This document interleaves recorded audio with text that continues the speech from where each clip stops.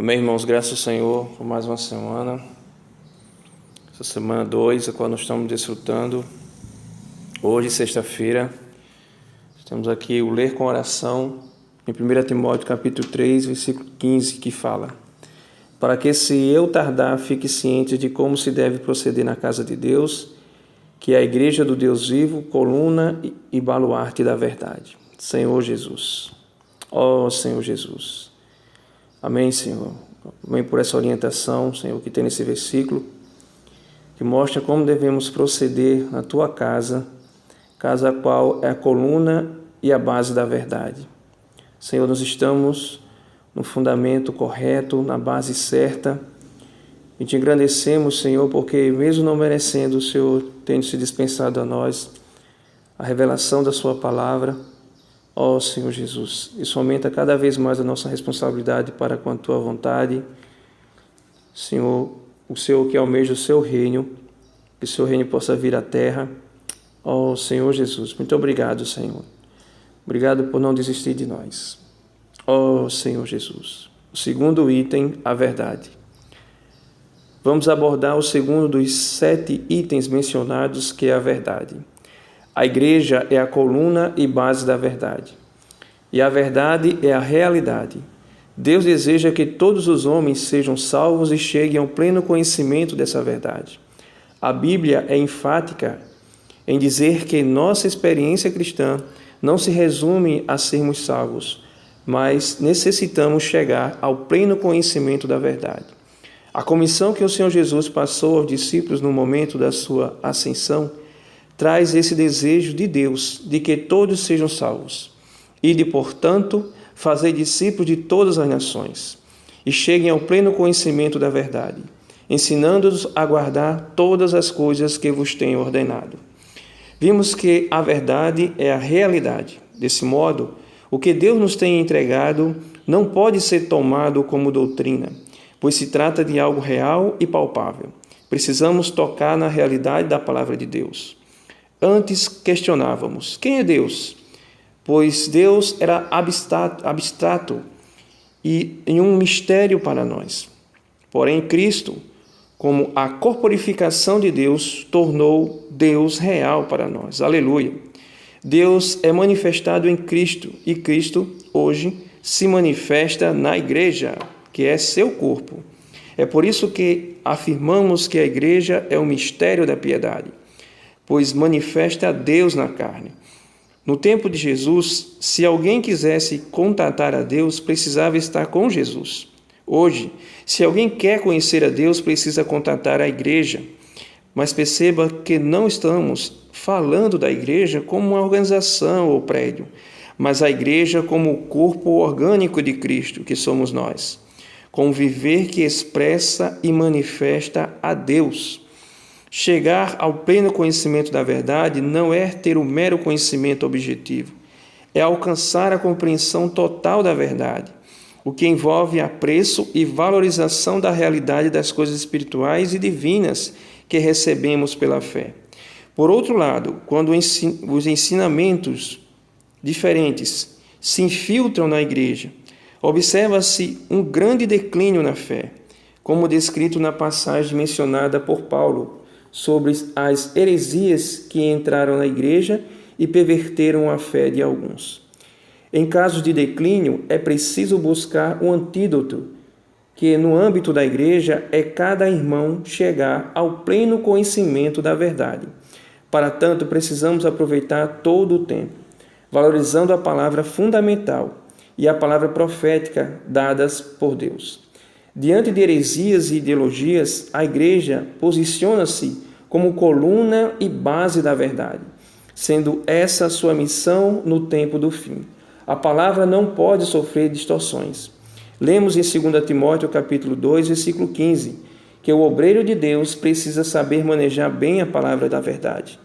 No original grego, a expressão manejar bem é cortar retamente, como quem usa um serrote, e ao concluir o corte da madeira, observa que foi feito em linha reta.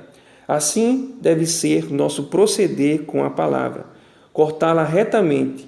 Aqueles que se distanciaram precisam ser disciplinados com mansidão, a fim de retornar à palavra. Cada um de nós, conforme o próprio crescimento, pode ajudar outra pessoa. Temos de ter a tranquilidade de que Deus sabe quem Ele vai escolher. Então podemos sim ser mestres na fé e na verdade. Se nos colocarmos nas mãos do Senhor, a verdade precisa ser difundida, pois no final dos tempos haverá heresias, proibindo casamentos e estimulando a abstinência de alimentos que Deus criou para serem recebidos com ações de graças pelos fiéis. Desse modo, sem o conhecimento da verdade, seremos levados de roldão. Quando a verdade não está presente entre os irmãos, surgem discussões sem fim. Somente a verdade nos traz clareza, conduzindo-nos à paz. Aleluia. Temos de manejar bem a palavra da verdade. O que significa cortá-la retamente? Essa palavra da verdade faz com que sejamos a coluna e base da verdade, que possamos valorizar o que Deus nos tem entregado para a nossa plena salvação. Amém, irmãos? Graças ao Senhor. Essa palavra é muito prática e pela misericórdia do Senhor tem tudo a ver conosco.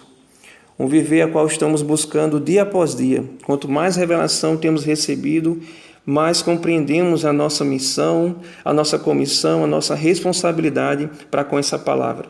Todos nós fomos chamados, convocados para esse objetivo, para esse propósito. Primeiramente, nós temos um Deus, e deste Deus nós somos servos.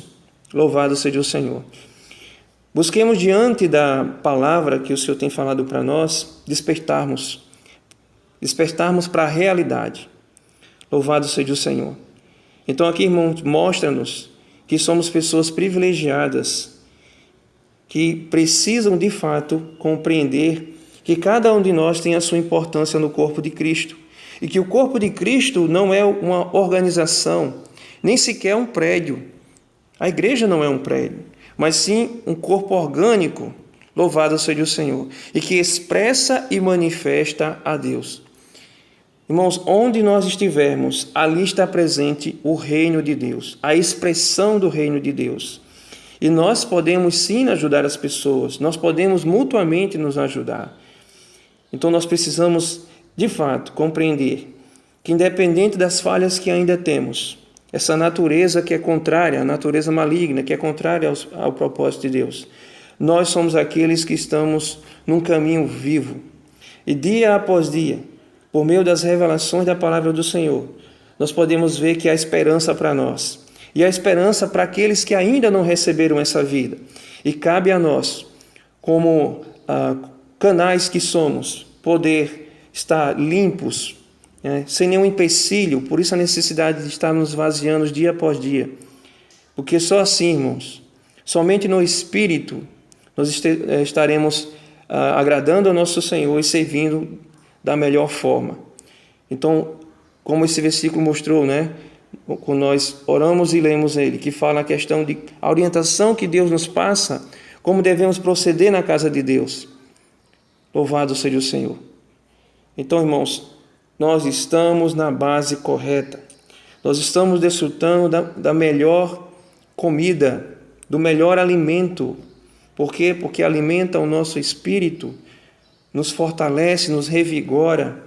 Há esperança para nós e há esperança para aqueles que ainda não receberam esse evangelho, o evangelho do reino. Louvado seja o Senhor. Então todos nós possamos perceber que podemos contribuir sim para esse propósito. Senhor Jesus, então cada um de nós, conforme o próprio crescimento, pode ajudar outra pessoa.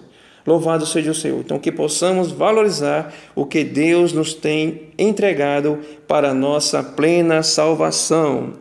Que Deus abençoe os irmãos nesse dia. Louvado seja o Senhor. Vamos prosseguir, irmãos. Jesus é o Senhor.